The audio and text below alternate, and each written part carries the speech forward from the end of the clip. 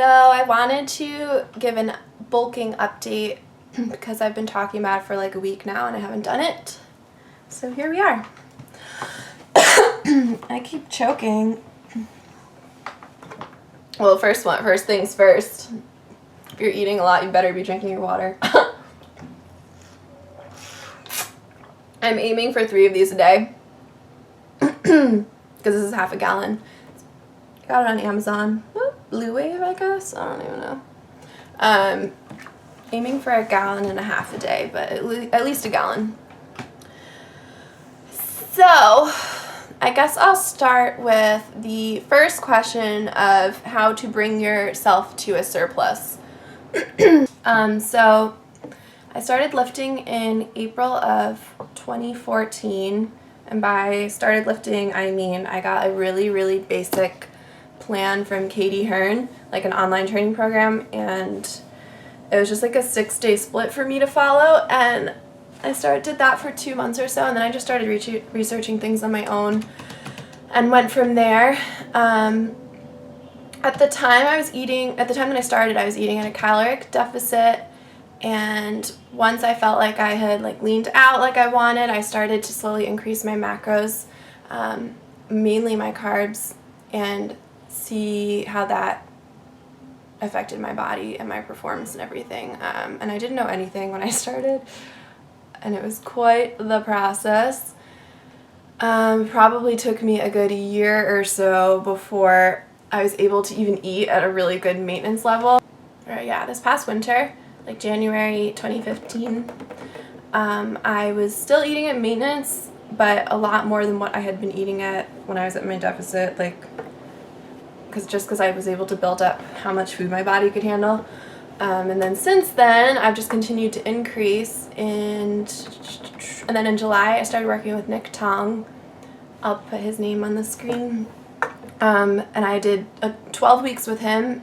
He was great because he pushed me to continue to increase my macros. Not something where I was afraid of putting on a ton of weight, because that's not how he does things, that's not how you should do things, but more just with my digestive issues, I was I don't know if I can eat this much food, but we slowly increased things, and I worked my way up to my current macros, which are 345 carb, 160 protein, and 65 fat, and those aren't set numbers. I've changed them. I was at 75 fat and a lower number of carbs about a month ago, but I was having trouble digesting the fat, so I've been doing better with the carb increase. So that's how I worked my way up to a surplus. And as far as increases go, that's one of the questions that I got. How do you know? I can't even read these questions that I wrote down. How do you know what macros to choose during a bulk? Well, this person said, how do you know what macros to choose during a bulk to grow your glutes? It's really just all muscle growth, but there aren't specific macros for glutes. It's macros in general that are going to help you with your muscles, all your muscles. So with that, my protein has been constant for months and months and months. I have not changed it because your body can only digest so much of that. So I've been playing around with my carbs and fats. So I mostly increase my carbs. When I increase, I usually add the carb increase to my pre and post workout meals, or at least I try to. That's what's helped me grow all around, but my glutes too. My body does really well with carb increase. It's not like I jumped from 180 carbs a day to 345. It's been a process, a year of me playing around with macros, but that's how I did it. You need to feed your body. What else do everybody ask? What's the best thing you've done to get the most gains? Eat. I've always been really good about pushing myself in the gym, and so that's not that's never been a problem for me, but eating has. So yeah, you need to eat at a surplus. When you're working out and putting on muscle, your body needs that fuel. When I was eating at a maintenance level, I was getting stronger and putting some muscle on, but it was like a very, very slow process. You can't put muscle on like crazy quick anyways, but when you feed yourself, when you eat at a surplus, it happens a lot quicker, and you feel better. Like, your strength is awesome when you're eating a lot of the right stuff. So that's what I would say. Feed your muscles so that they can grow.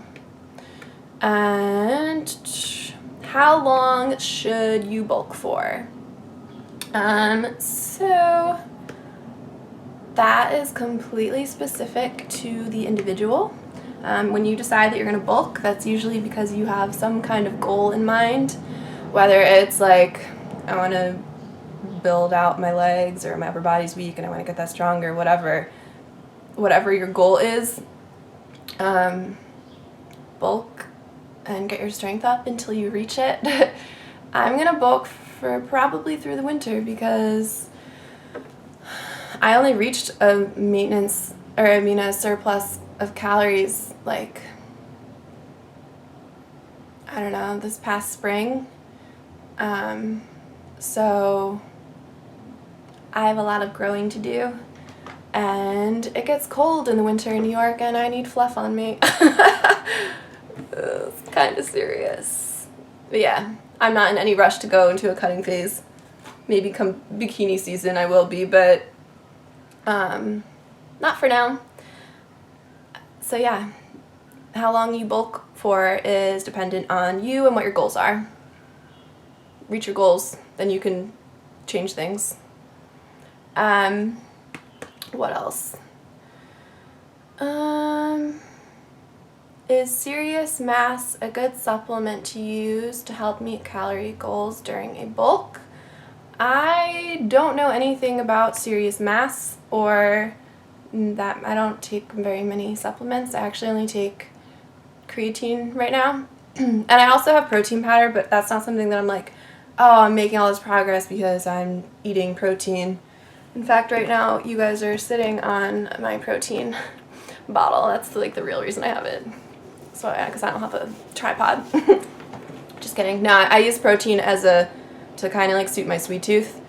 Like, I'll mix a little bit in milk and add it to my pancakes or something. So that's not that. Yeah, so I don't really know anything about supplements.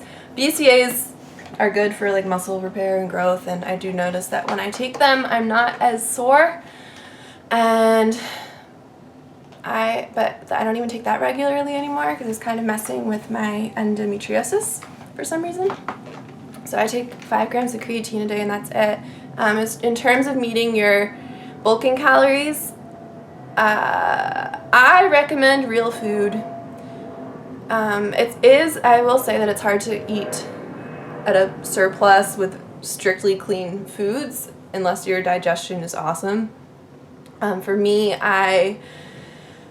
so my carbs are really high, and I'm getting really sick of rice and potatoes 24/7. So sometimes I'll have, like, for my pre-workout, I'll do carb-dense foods so that, like, volume-wise, it's not a lot, if that makes any sense. Like, bagels have a lot of carbs and, like, that small piece of bread.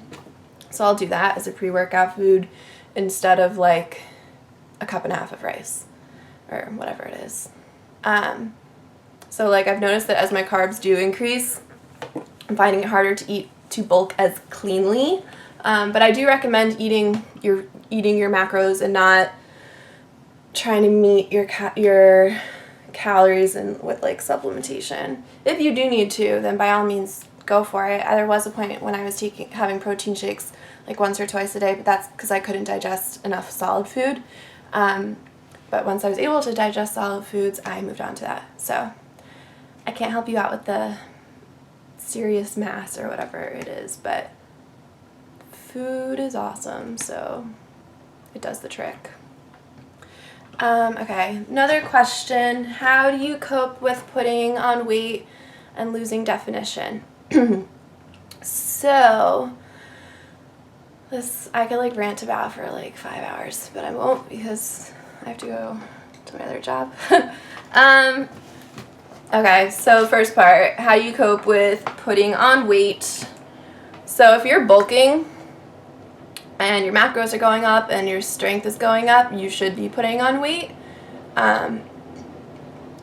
What you can expect to put on a little bit of fat, but if you're like really paying attention to how your body is responding to your macros and making small adjustments to your macros, and then letting your body adjust to that and seeing how you respond, you shouldn't put on like a ton of weight or a ton of fat. But you are going to put on a little bit of fat, and that's just something that comes with trying to grow.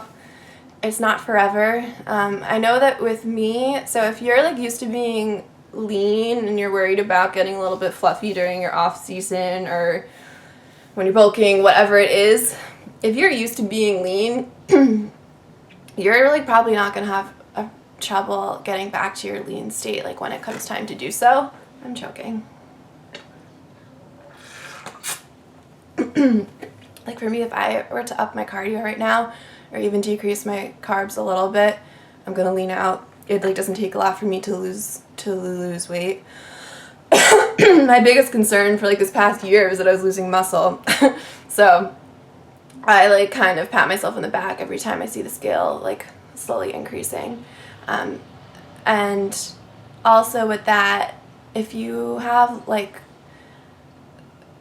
body goals or competing goals or whatever it is, keep those. That you need to look at the bigger picture and not be like, oh, I'm going to get fluffy for like these next 3 months. Because it's 3 months. It's not permanent. Nothing's permanent unless you allow it to be.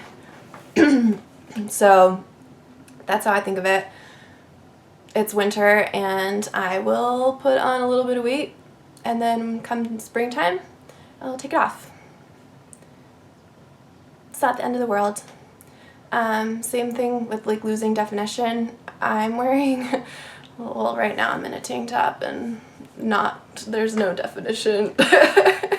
But like I don't really care for right now because my strength is up, and when you finish a workout and you feel like, oh, I just killed it and I hit new PRs and my energy's up, I think that's so much better than being like, oh, I look good today. I don't know. Feel good. Focus on feeling good. That's what I do. Feel good. You'll be glowing on the outside. What else? So if you are looking to start bulking on your own, Katie Hearn has a really good macro calculator on her website, which you can customize. Like if you want to do like a gram of protein per pound of body weight, you can adjust it in her macro calculator to do that. So what I always do is I'll do that, or I'll do a gram per pound for protein and keep fat pretty low, and then the remaining is carbs, and I just go from there. I just slowly increase things. And the last question I got was, where is it? Do you still do an untracked meal once a week? I've been doing that, but it's so hard to not feel guilty after. So this goes along with like putting up with like the fluffiness. First of all, when I was working with Nick, I was doing one untracked meal per week, and he was like checking, based on my feedback and my weight and how my body was changing, like visually, then we'd adjust from there. And I haven't been working with him for like 4 weeks now, I think. So I've been doing everything on my own, and I've been sticking with the same process, but I actually added in a second cheat meal, partially because I have a big sweet tooth. And the other reason is my weight has not like increased significantly. I think over the 12 weeks I went up like 10 pounds. And I'm still pretty small. So adding another cheat meal in each week is like not an issue for me. And do I feel guilty about it? Never. The only time I ever really feel guilty about eating something is if I stuff my face and like lay down and go to sleep, just because like I know in the morning I'm not gonna feel good. Like digestion wise, it's not gonna be a good situation. So that's really the only time I feel guilty. If you eat a cheat meal once a week, you are not gonna get fat. It's a cheat meal. It's not like you're stuffing your face for a week straight. I actually love cheat days because I have the best workouts. It's just extra fuel for you. That's how I think of it. Like, if you mess up and eat an entire box of Oreos, go squat or something. That's what I would do. It's fuel. If you learn what types of foods your body likes in terms of energy, and once you figure that out, you look at food like a completely different way. Like, I know some people will work out fasted, some people will get really tired and laggy if they eat a ton of carbs beforehand. I am pro carb and I feel awesome. So like, if I have a brownie before I work out, it's kind of like in place of my pre-workout that I can't take. That's how I think of it. Energizes me, and then I kill it in the gym. So that's how I deal with it. Don't feel guilty. It's a good thing. You're fueling your body, you're working hard, and then you're rewarding yourself. So keep chugging along. But hopefully hopefully that was helpful.